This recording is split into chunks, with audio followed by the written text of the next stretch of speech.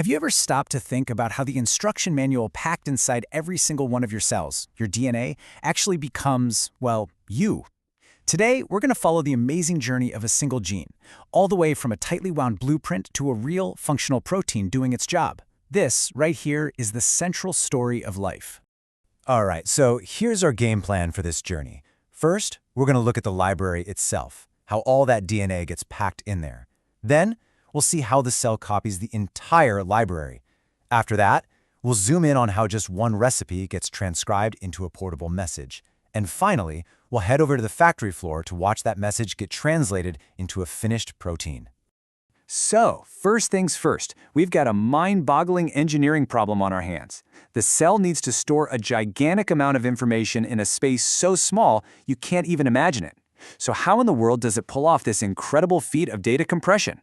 I mean, let that sink in for a second. 2 meters, that's probably taller than you are, of a microscopic thread, all crammed into a tiny nucleus. It sounds completely impossible, right? But nature's solution is just brilliant in its simplicity. And the secret? Well, it's this little guy, the nucleosome. This is the basic packing unit. The best way to think about it is to imagine your DNA as a super long thread and this protein core, made of 8 histone proteins, as a tiny little spool. The cell just winds the DNA around these spools to keep it all neat, tidy, and compact. And the real genius behind this is just basic physics. I mean, look at this. The DNA has a negative charge, and the histone proteins it's wrapping around have a positive charge. And what do opposites do? They attract. It's this natural, almost magnetic pull that locks the DNA so tightly and securely around its little protein spool. So simple, but so effective. Now, what's really fascinating is that most of this DNA, about 98% of it, doesn't actually contain recipes for proteins. For years, scientists literally called it junk DNA, but boy, were they wrong. We know now it's full of critical stuff, like telomeres that protect the ends of our chromosomes, and these huge regulatory regions that act like dimmer switches for our genes. It even has the blueprints for some of the machinery we're going to meet later on. Okay, so our blueprint is safely stored away. The next absolutely critical process happens right before a cell divides.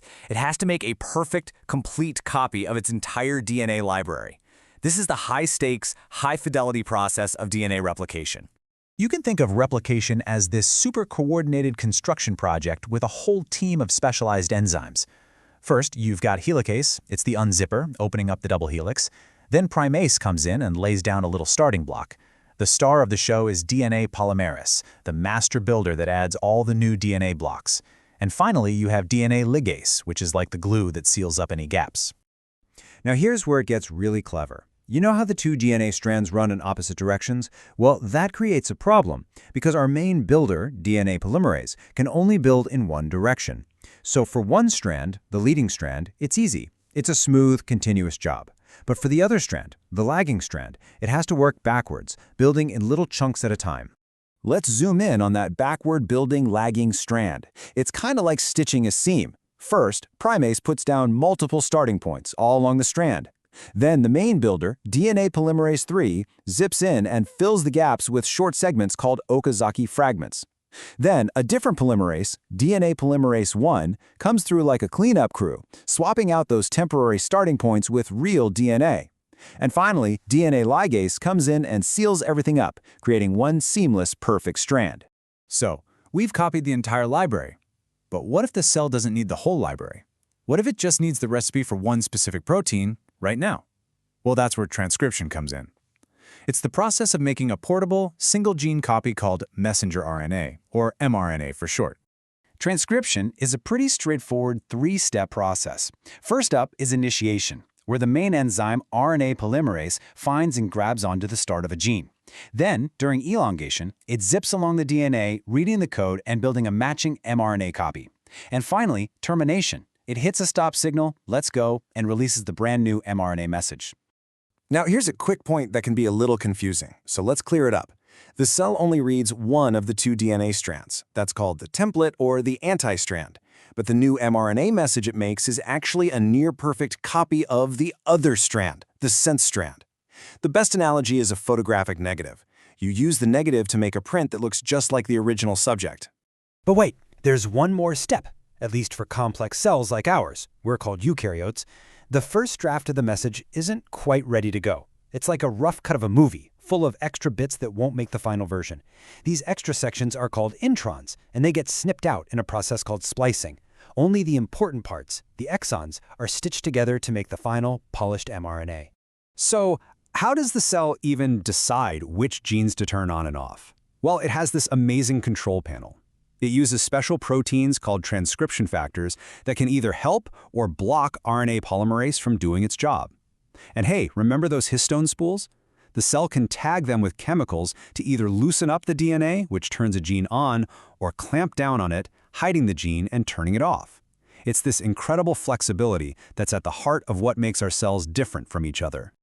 All right, our polished mRNA message has been sent out from the nucleus. It's time for the final act, translation. This is where the magic happens, where the genetic code is actually read and a protein is built, piece by piece, amino acid by amino acid. So let's meet the key players at the construction site. On the left, we've got the ribosome. This is the factory that reads the mRNA blueprint. And on the right, you see a tRNA molecule, or transfer RNA. You can think of these guys as specialized delivery trucks. Each tRNA is built to pick up just one specific kind of amino acid and bring it to the factory. The whole process is this beautiful, rhythmic assembly line. The ribosome locks on at the start signal. Then it chugs down the mRNA, reading the code in three-letter words called codons. A tRNA truck with the matching amino acid pulls into the A site for arrival. The growing protein chain at the P site, the processing site, is attached to the new amino acid. The now empty tRNA moves to the E site for exit and leaves.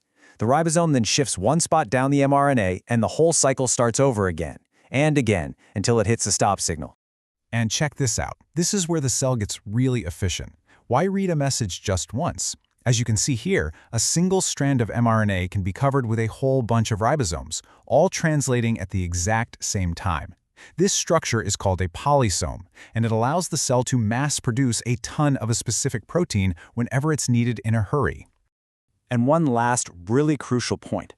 Not all of these protein factories are in the same place. Some ribosomes just float around freely in the cell, making proteins that will be used right there. But others are attached to a big network called the ER, and they make proteins that are meant to be shipped out of the cell, like hormones. So in biology, location really is everything. And just like that, our gene's journey is complete, from packed-away code to a fully functional protein. But this leaves us with a pretty cool question to think about. When you realize that a single gene can be edited in different ways and its volume can be turned up or down by all these different factors, it's pretty clear that one gene isn't just one recipe. It's more like a master recipe with endless variations. It really makes you wonder, just how deep does the complexity of the system that makes us who we are truly go?